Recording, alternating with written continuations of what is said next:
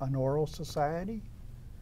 So we would make a treaty. This is from a treaty, the Treaty of Niagara in 1764. Okay.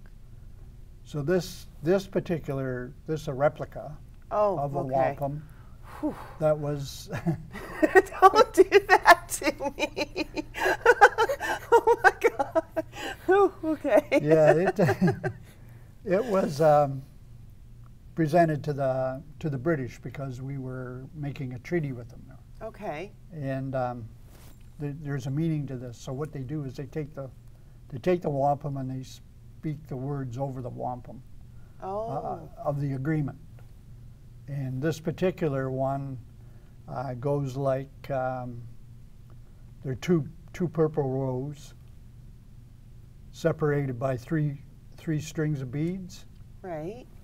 And each one of these has a meaning in each one of these rows. So the meaning is like respect and honor and friendship. Oh, peace and friendship. Wow. So the two rows represent two peoples traveling in a river.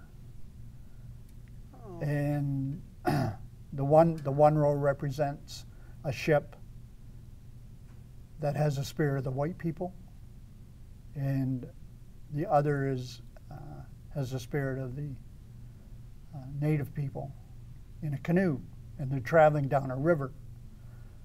They're traveling side by side, and the agreement is that neither will try to steer each other's ship.